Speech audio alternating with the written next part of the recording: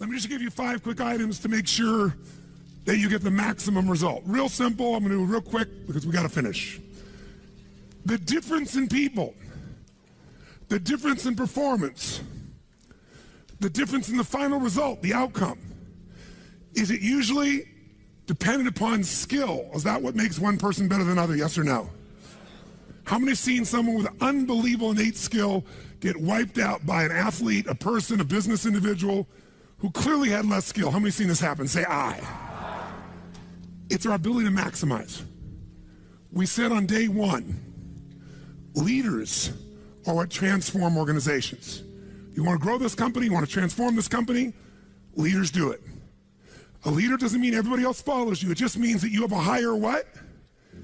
A higher standard than anybody else does. What'll make you the leader is when you have a higher expectation, not of other people. Anybody can do that. Of whom? Of yourself.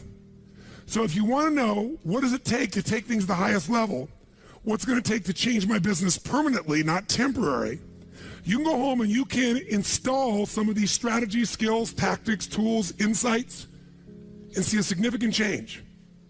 But if that change is going to be a lasting company of value that keeps growing, then the things you've learned here have to become the standard for your organization, not something you did for a period of time. Whenever you look at somebody and say, why are they more successful than anybody else? It's always because of step 1, they've raised their standard. If you go back home and you want to change your life in any way, personally, professionally, or your company, as boring as it sounds, as stupid as it ain't it sounds, you might say, I spent all this time, this energy, this money, and you're going to tell me to raise my standards? Yes. Because even though that's not sexy, it is the only thing that creates lasting change. You can go on a diet and you can lose weight, but what will that person eventually do? They'll go where? Back, unless they raise their standard. Now that sounds so trite and stupid and positive thinky or old school, but the truth is it's the truth. So maybe I can language it in a way that's more compelling to you or more simple.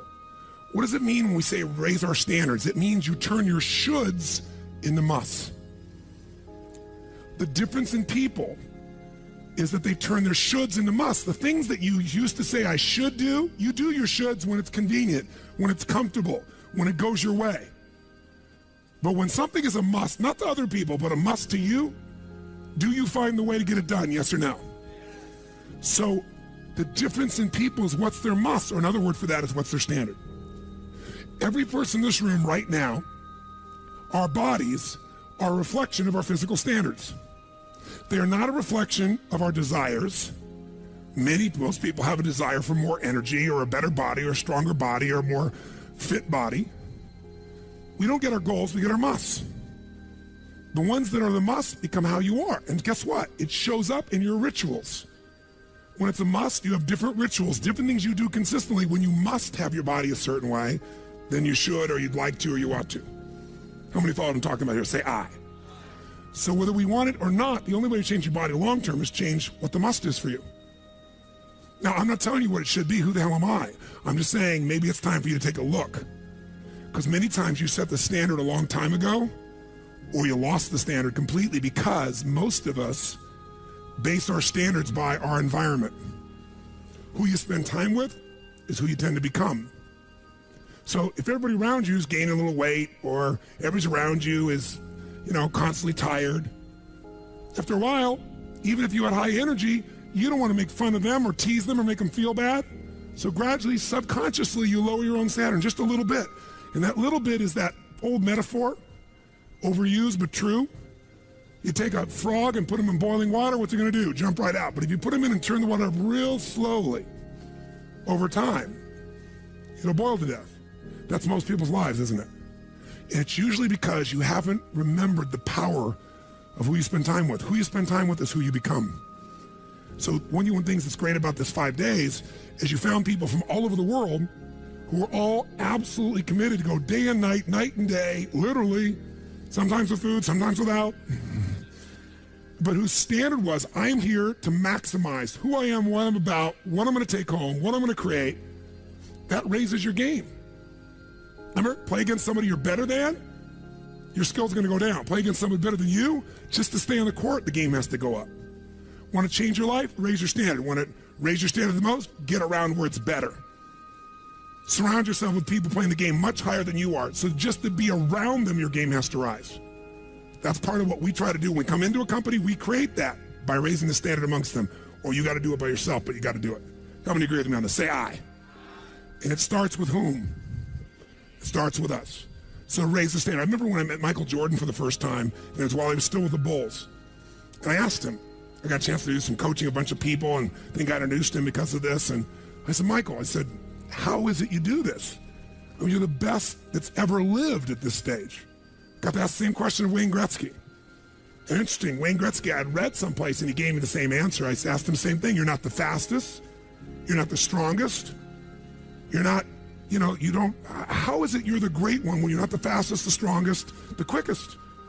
And he said, well, Tony, I appreciate the compliment, but he said, I think one of my advantages is most people skate to where the puck is, and I skate to where the puck is going. The power of what? Anticipation. He knows the pattern. With Jordan, his standard was, I asked him, he said, Tony, everybody, I said, what makes you the best? Is it natural ability? Is it talent? Is it skill? Is it God-given? Is it strategy? What is it? He said, Tony, I think I can say this to you without it sounding like hyperbole. He said, I have got unbelievable natural skills. But he said, study my history and you'll know why I am who I am. I did not make the high school varsity team when I was a sophomore in school. High school, I got cut. He said, I had a lot of natural talent, but the greatest gift of my life was a coach who said, you're not on the team. And I looked at him, I laughed at him. I said, you got to put me on the team. I'm the most talented guy out there. He said, no, you're not. He said, you have a lot of natural talent, but you have no heart, no absolute commitment, no real drive. You're not on my team. And it just crushed him. And finally he negotiated and he said, look, you want to be on my team next year? Simple. Meet me every morning before school for a one-on-one practice, and I'll take this raw talent and I'll teach you discipline. I'll show you how to raise your standard. And if you show up the whole year, I'll guarantee you a spot next year. And if you don't, probably the same outcome's going to happen when you try out next year. He couldn't believe it. And guess what? Most people don't know. Michael Jordan got up every morning and drilled and drilled and drilled and didn't get to be on the team. And next year he was on the team, and he was not only good, he was great. Guess when his career exploded? When he lost again, championship to Detroit. And he was on the bus. He said he was crying in the back of the bus, physically crying, pissed off at all the other players that they hadn't done their job. And something inside of him snapped and realized, crying, whining, blaming everybody else is not the problem. I need to raise my... Because he realized that's what did it for him originally. And you know what he did that year? He lifted weights like never in his entire life. He decided he was going to dominate every person, every floor, every place, every spot in the country. He's going to be stronger than anybody. He practiced like he'd never practiced in his life. And oh, by the way, he won how many NBA championships? How many in a row? 3. Retired, came back and won how many in a row? 3. Never anybody in history would even dream of such a thing, especially after retirement. That's the power of raising your standard. But guess who he competes with? Michael told me one time, he goes, Tony, if I competed with other people, I wouldn't be who I am. He said, my competition is with the best I can be. They're trying to compete with me. That's why I beat them. Because they're competing with where I am. But I'm competing with where I can be. Think about that mindset. Think how your life would be different if you raised the standard of what you expected from yourself, not your people, yourself, to that level, how things could shift. It's all about changing your shoulds to musts. It's all about going back and saying, this is how it's going to be. It's like when Gary Vee was here and he was guys were saying, man, I'm working so hard, man. I work from 9 to 6. He goes, yeah, what are you doing from 8 to 2? 8 p.m. to 2 a.m. That's when you master your craft. I always say to people, it's what you practice in private that you'll be rewarded for in public. People say, oh my God, you have this great ability, this great skill. They didn't see all the hours. This class, this course, I know tons of the stuff like the back of my hand. But if you talk to my team who's exhausted, they'll tell you we're up to 4 a.m. almost every night. To be able to figure out how to provide for you a life cycle and get it to be real so you can think about Nike and give you accurate information about when did they really get to young adult, when they fall down. We had to make phone calls, read financials, do all kinds of stuff. We did all that stuff. We were doing all these things and we've accomplished so much, and I figured out how to make it even better. That level of commitment is what makes you great at what you do and gives you that little edge that makes you stand out from everybody else. And that standing out is what makes somebody absolutely own an industry or brand themselves like nobody else in the world. That process is what this is about. Raise your standard. When you got to go home, you got to say, where are we going to raise the standard? What am I going to take that's been my should and make it absolute must? Where are we going to do that as a team and how are we going to pull it off? Now, who here has ever, by the way, your income right now is a result of your standards as well. It's not the industry and it's not the economy. Who here is making more money today than you made 10 years ago? Let me see your hands. How many feel like it's not enough today? Let me see your hands. And how could that be? Real estate's so cheap now. Computers are cheaper than they were then. You get so much more for your money. Because once you achieve a level, who knows what happens? You immediately, you close the gap, you create a new gap. That's because that's what makes us grow. Who's willing to go back to where you were 10 years ago? Not many. Some of you would be because it's gotten worse in the last 10 years for you. But the majority, there's no way. See, once you're fortunate enough, if you don't like cleaning house, once you're fortunate enough to have somebody clean your toilets, you will not be doing that again. Unless you like that. You'll find somebody who loves cleaning toilets and you will pay them handsomely. Because now to go back and do that, once you've had the privilege of not having to do that, it's a different game. It's a gross metaphor, but who gets what I'm talking about here? Say I. Once you have a must, you find a way to get to it. Every one of you in this room is earning what you must earn, not a dime more. Don't get me wrong, you might have big goals, big desires, but it's not a must for you. Because even when the economy crunches, if it's a must, you will find the way. How many agree with me on this? Say I. See, when it was a must for me to get at one level, I did. I remember it was a must for me to finally make $1 million a year. I had my son Jarek going to be born. I swore I would never have a child unless I was financially set, and I wasn't financially set, and he was on his way. I went from $38,000 a year to making $1 million a year in the next 12 months. That was all BS. In my head, I thought all my growing up, all the pain was because my parents fought because there was no money. They would have fought anyway. Because I believed that, though. I raised the standard, made it happen. And then I made $1 million a year for 7 straight years. Even though I built 5 more companies, even though I was helping more people, I made the same amount of money. Guess why? That was my must. At some level above that, seemed greedy. Now, it wasn't like I had this incredible lifestyle. I owned a magical home. I had this place called the Del Mar Castle overlooking the ocean in Del Mar, California. But I was on the road, staying at the Ramada Inn in Milwaukee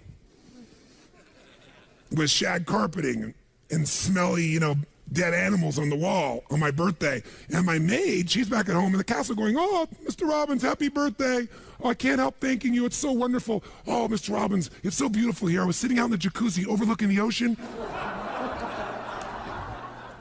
Oh, yes. Oh, I've lost 22 pounds. I can't tell you. It's been so amazing. I get on your Stairmaster and I watch Oprah. I love your gym, Mr. Robbins."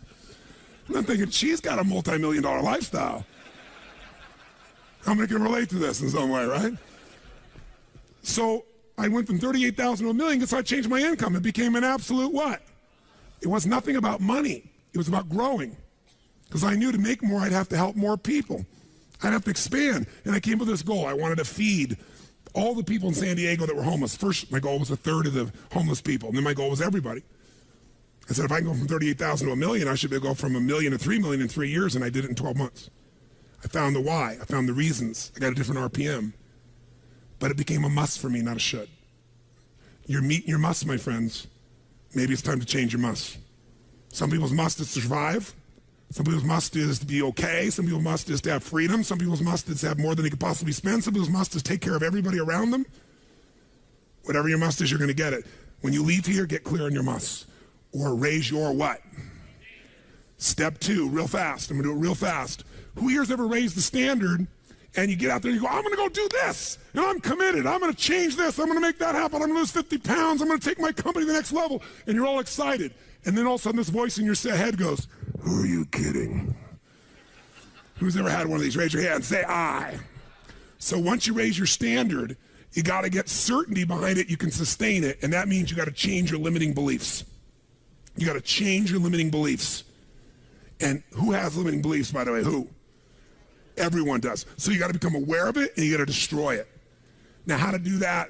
Honestly, if you've been to the UPW, you know how. If you haven't, come join me in San Jose or someplace else. And who has limiting beliefs, by the way? Who?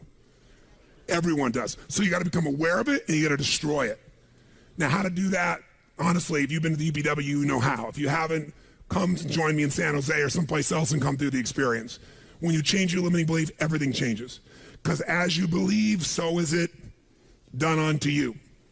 If you believe you're right, or you believe you're wrong, you're right.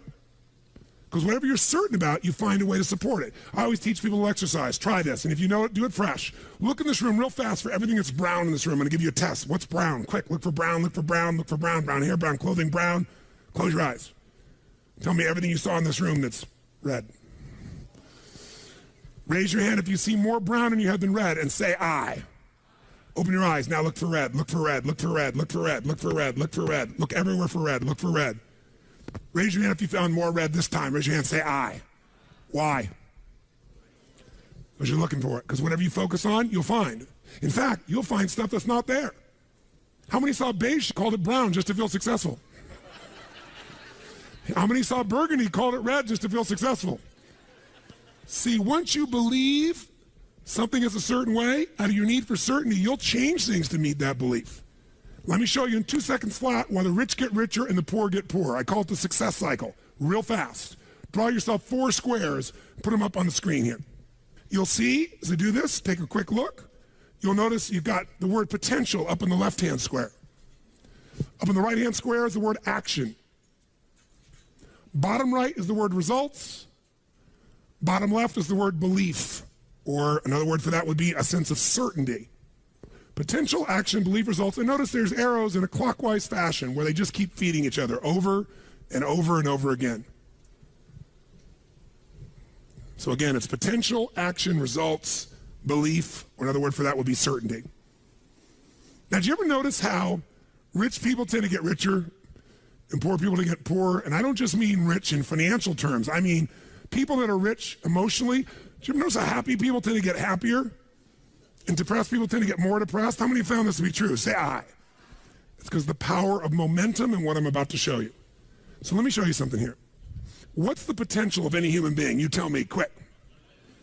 Unlimited. Do most people's results reflect that true potential? Yes or no? No way. Why? Because most people aren't taking enough what? But is it possible to take a lot of action and still get lousy results? What if you got a salesman that works for you and they walk out and they knock on 100 doors and they say, you wouldn't want to buy anything from me, would you? Or they don't say that verbally, but they say it non-verbally. Is that going to affect their results? Yes or no?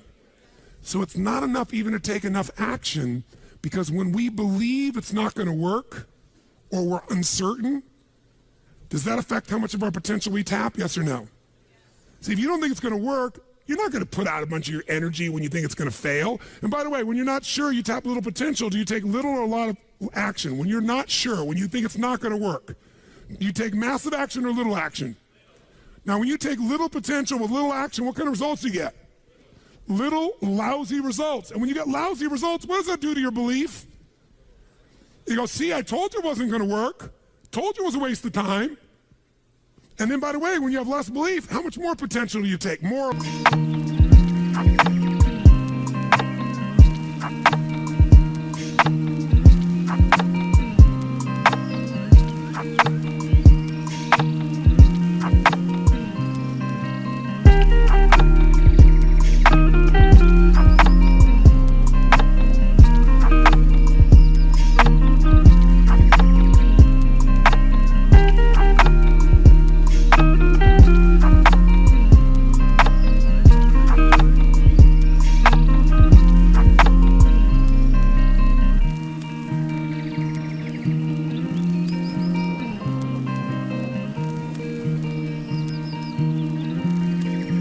Less.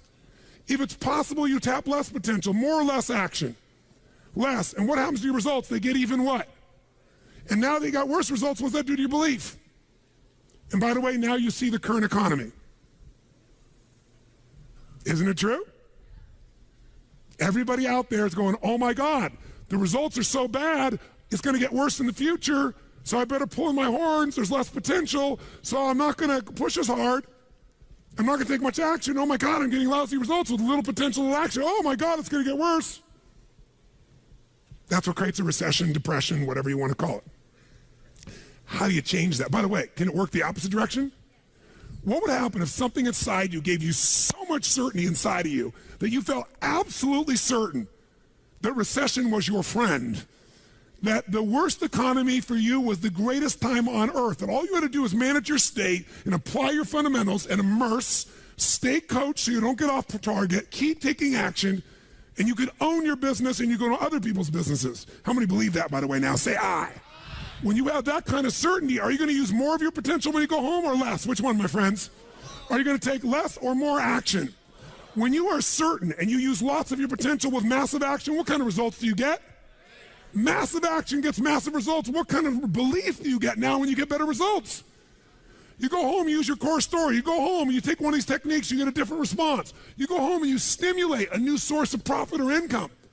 You go home and you add a service. You go home and do anything.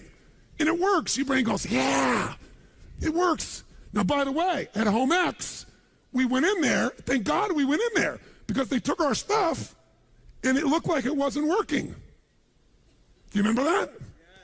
Because some people there didn't want the change to happen. So we had to dig in and find out it was working. We knew you can't take action. You can't sow that seed and reap nothing. So we uncovered what was really going on. You're going to have to watch for the same thing, depending upon the size of your organization. But bottom line, when you get great results, belief gets stronger. Now you're totally certain. Are you going to use more or less potential, my friends? Which one? More. You're going to take even more what? Going to even greater what? Even more certainty. And now what happens to your business? Boom, boom, boom, boom, boom, boom, boom. And now you have a different momentum. And so your economy does not have to reflect the economy. You get to create your economy. You get to decide whether you freeze to death or ski or snowboard. It's winter, but you can have the best time of your life. It could be a sunny, beautiful, magical time. But what you got to do is you got to manage this process. In order to do it, you got to change your limiting beliefs. And this week has been about doing that by giving you so many tools and examples that you'd be immersed. But I promise you when you go home, all this is going to be tested. A, because all the stuff that's waiting for you after being gone for 5 days. B, all the people there you work with, their limiting beliefs, whether you have one employee or two because you're an army of 1 or 2 people, or whether you got 10,000. And so you have to be able to implement. This, by the way, I'm not here to sell you, bring us in if we can help. Do you think we could help? Yes or no? Yes or no? Bring us in, we'll do it. Or get your team together and find a way to make sure this momentum goes in the right direction. Make sense? This is the must. If you have this high standard, but you don't really believe because the momentum's in the wrong direction, having the tools will be worthless. That's where certainty, that's where everything else we teach, that's what I do in my events, that's where you guys have been there before, that's what you got to bring to the table. What are the 5 keys for integrating this? Number 1, you got to go home and raise your what? Come on, guys, raise your what? Which means turn your shoulds into. Step number 2, you got to go out and change your limiting what? Find anything that's limiting you and destroy it. What's the fastest way to destroy it? You can do it very quickly by producing the results in your mind over and over again. Or, why do you think I get people to walk on fire? Because they think it's impossible. When they walk in this fire, mentally you might say, oh, I can do it. But when they get in front of that fire and it's 2,000 degrees burning hot coals, it gets their full attention. And suddenly they have a state change. And when you get yourself in a state where you can storm through fire, it's not about fire walking. The state you're in to get yourself to walk across fire is the metaphor for anything that used to stop you, the fire of your life. And by the way, when you cross fire and you're on the other side doing something you once thought was difficult or impossible, it's that easy, your brain goes, what else can I do that I thought was impossible? It's unbelievable. It's not intellectual, it's emotional. Plus, after fire walking, cold calling is not a problem. You get the idea, ladies and gentlemen? All right? So what we're really talking about here is changing your beliefs. Now, here's the 3rd key. If you're going to get maximum results, you got to model what works. We brought you for 5 days and nights here, models of what works. Go back and get them. Now, here's where the challenge is. How many got tons to do in your normal...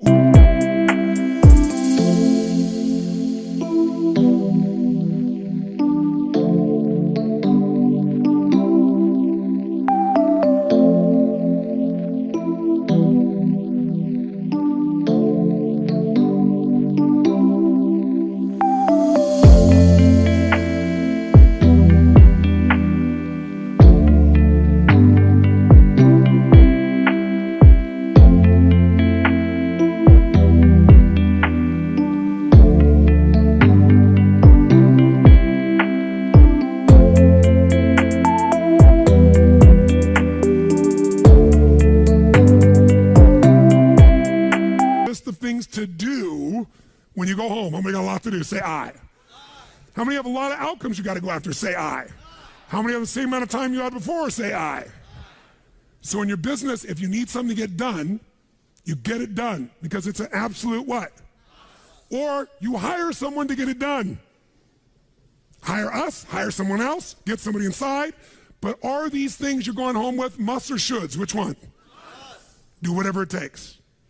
You say, I don't have the money. You don't have the money not to. Forget us. Hire somebody as an individual who knows what they're doing and put them in there.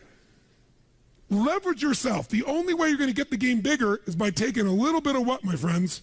Risk, but that means get yourself some resources. Be resourceful enough to get the resources. What's great about this? What is this opening? What is this creating? What's possible? What have I not seen? This is going to make me see. What have I learned from this? What can I learn from this? What am I willing to do to still have it the way I want it? That's the fourth step. You intensify, and you innovate. And then there's the final fifth step. And that fifth step's really simple, my friends. And that is step up and give. Step up and give more than anyone else could possibly expect. The ultimate transformation happens when you stop trying to get and you start to give. Whenever you're at your best, you're giving. I remember so vividly driving in my car, my Volkswagen Bug, and I was struggling, and I was 19 years old. I was driving on a freeway in San Gabriel Valley, the 210 freeway, I'll never forget. And it's midnight, and I'm frustrated. I felt like I tried everything. I had these big hits, like the one you just saw, and nothing was going my way. And I was frustrated, and I kept thinking, how come I'm not getting what I want? And all of a sudden, it just hit me on the freeway. I pulled over the side. It was almost midnight. No cars really around. Grabbed my journal, and I wrote, and I still have the journal to this day from when I was 19 years old, full page, and I wrote, the secret to living is giving. And I realized why I wasn't doing well. Because I all focused about what I wasn't getting. I was not focused on what I was not giving.